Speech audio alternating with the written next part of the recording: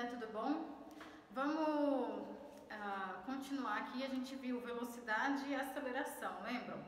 Bom, agora a gente vai para os movimentos referentes a essas duas grandezas físicas, tá? O primeiro movimento é o movimento retilíneo uniforme, o famoso MRU, tá? Então, movimento retilíneo uniforme, MRU, certo? Para simplificar um pouco o nome aí, né? O que é o MRU? É um movimento retilíneo, portanto, se dá em linha reta, uniforme. Uniforme significa que a velocidade não está variando, é uma velocidade uniforme, uma coisa que não muda, né? Uma coisa que é constante, ok? Então, essa é a palavra correta, tá? A velocidade, ela é constante. Então, sempre que uma coisa não muda, não varia, a gente chama ela de constante, certo? Então, a gente tem que saber que no MRU, né? Então, eu tenho que a minha velocidade, que é o meu V, né? Ela é constante. Ou seja, se um carro ele inicia com uma velocidade 1 de 60 km/h, passado um determinado tempo, T1, né, ele vai continuar com 60 km/h nesse tempo T2.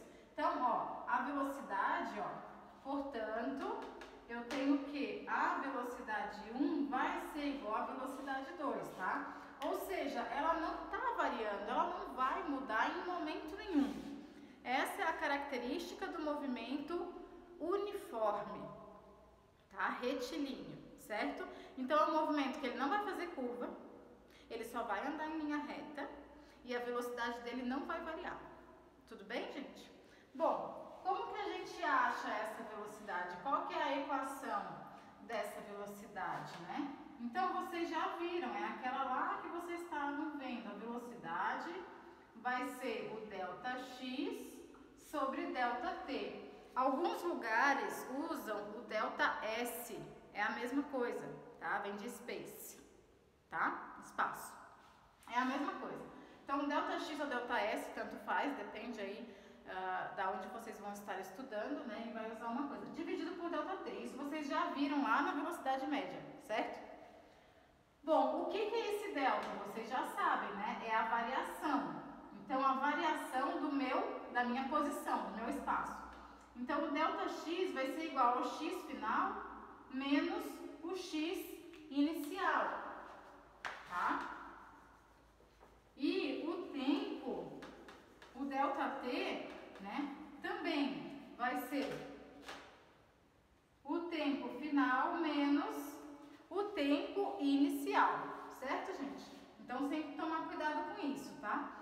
Por que eu estou abrindo isso aqui? Porque a gente vai fazer essa equação aqui se transformar numa função, que é a função horária dos espaços, tá? Primeira coisa, antes de tudo isso, né? Como que eu acho essa posição final e essa posição inicial, né? Então, lembrando que o x, ele é a posição final e o meu x0 é a posição inicial, tá? Então, cuidado para não confundir. É sempre o final menos o inicial, sempre. Final menos o inicial. Olha aqui o meu sistema de coordenadas, né? Então, eu tenho que ter um referencial. Meu referencial eu coloquei aqui, ó, no 0, tá? Então, meu referencial tá aqui. E o meu móvel, ele tá se deslocando na horizontal. A velocidade dele tá para cá, certo? Se a velocidade dele tá para cá, então a velocidade tá para cá, ele tá no mesmo sentido que a minha posição. Ó, a setinha, tá vendo? No mesmo sentido? Então, a minha velocidade vai ser positiva, tá? Se ele tiver no sentido contrário, a setinha pro outro lado, eu vou colocar a minha velocidade negativa, certo, gente? Então, só tomar cuidado com o sinal aqui. Esse sinal, ele vai depender do referencial que vocês derem.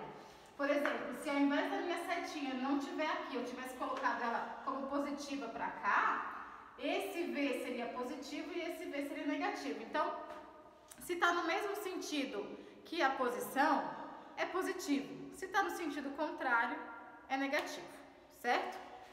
Não confundir isso aqui, tá? Quem que é a minha posição inicial? Bom, se o meu móvel ele começou daqui, ó, ele estava em 2 metros, ele começou aqui. Então, essa aqui é a minha posição inicial. Tudo bem? A posição inicial sempre vai se dar no tempo zero. Porque a posição inicial significa quando eu comecei o movimento. Quando eu comecei o movimento, não tem tempo decorrido ainda. Então, o tempo é zero. Então, a minha posição inicial, sempre o meu tempo inicial vai ser zero, tá? E aí, a minha posição final, né, o meu tempo vai ser diferente de zero, certo? Então, se aqui eu tenho a posição inicial, 2 metros, e aí ele vai chegar em 4. Quanto que foi o ΔX nesse caso, né? Então, eu tenho que o x inicial é 2 metros e o x final é 4 metros. Então, o meu ΔX vai ser o x final, que é 4, menos 2. Então, quanto que ele andou? 2 metros. De 2 para 4, ele andou 2 metros apenas, tá? Então, só tomar muito cuidado com isso, beleza? Bom, então, vamos tentar agora achar a função horária da velocidade, né? Então, vamos apagar isso aqui tudo, que era só um iniciozinho. Eu só vou deixar aqui, vou precisar. Então, vamos lá. Vamos partir disso aqui, ó. Então, eu tenho que ver ΔX por ΔT. Mas o meu ΔX é quem? É x menos x0. Então, eu vou colocar x menos x0 no lugar do ΔX. E o ΔT é t menos t0. Então, vai aqui. Só que para eu ter a posição inicial, eu tenho que o t0 é 0. Então, eu posso eliminar ele. Então, a minha velocidade vai ficar x menos x0 sobre t menos 0, que dá t. Agora, eu vou passar o t para esse lado. Então, vai ficar t vezes v é igual a x menos x0. Só que a posição inicial, gente, ela é constante, ela não vai variar. Se eu comecei a estudar o movimento quando eu estava no quilômetro 2 da estrada, por exemplo, aquele quilômetro 2, ele não vai variar? O que vai variar? O que vai mudar no decorrer do tempo? Vai ser a minha quilometragem final, não inicial.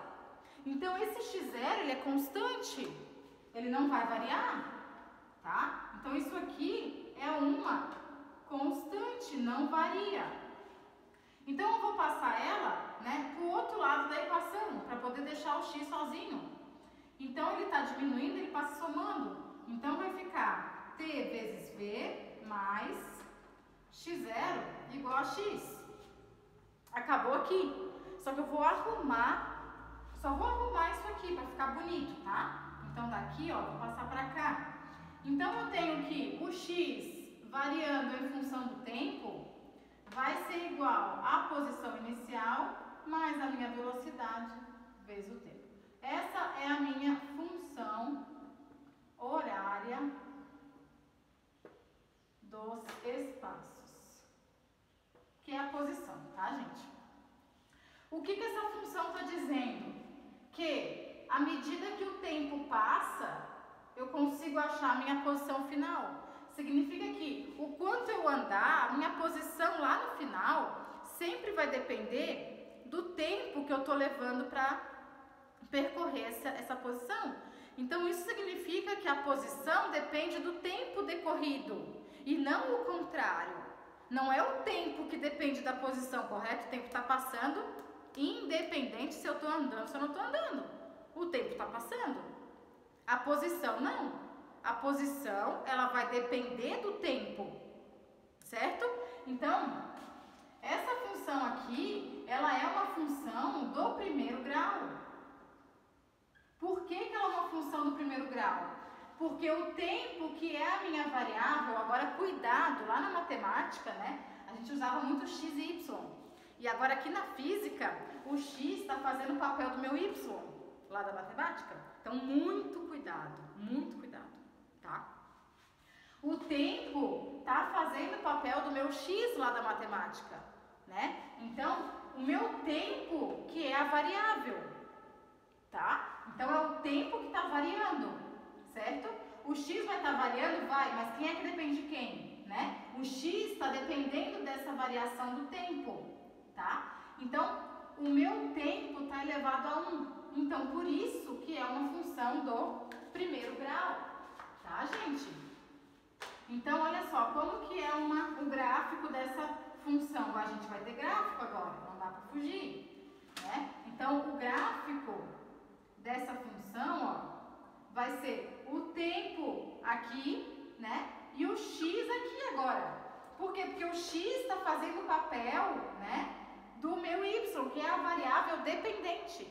A variável que depende sempre está no eixo y. E a variável que é independente, ela vai estar no eixo x. Aqui continua sendo zero na interseção. E o gráfico, ele é uma reta. Por quê? Porque toda função do primeiro grau, o gráfico me dá uma reta. Se o meu v aqui, né, ele for positivo, vai dar um gráfico, uma reta, que é crescente. Se o meu v for negativo, ele vai dar então aqui o v positivo. Se o meu v for negativo, ele vai dar uma reta decrescente, tá? Então, cuida com isso, certo, gente?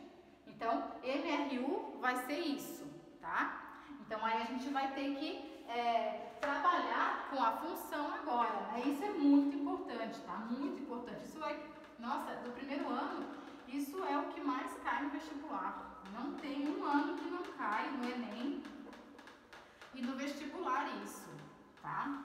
Então, assim, ó, se eu tiver, por exemplo, se o exercício me der a função horária, né? Se ele me disser que eu tenho um móvel que anda através dessa função horária aqui, ó. Menos 2 vezes t mais 1. Vamos supor, tá? Quanto que vale o meu v? Eu consigo tirar daqui. Por quê? Porque eu vou comparar com essa função aqui original, ó. Essa aqui. Quem é que está fazendo o papel do meu v, que está multiplicando t? É o menos 2. Então, a minha velocidade é menos 2 metros por segundo. Quem é que está fazendo o papel do meu x0, da posição inicial? É aqui, ó.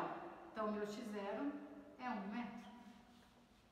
Tá? Então, tem algumas coisas que não vão ter conta, que basta comparar uma coisa com a outra. É só ficar ligado que o v sempre está multiplicando o meu tempo, né? E o meu x0 sempre vai estar sozinho, tá? E se eu não tivesse esse 1 aqui, quando tira o meu x0?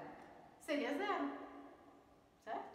Porque 2 vezes t, né, mais 0, é 2 vezes t. Tudo bem, gente?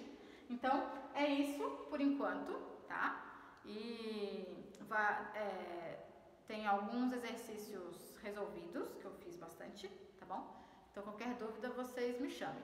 E na próxima aula, a gente vai entrar com MRUV, que são os movimentos retilíneos uniformemente variados. Daí agora vai variar a velocidade, certo? Então, até daqui a pouco, gente.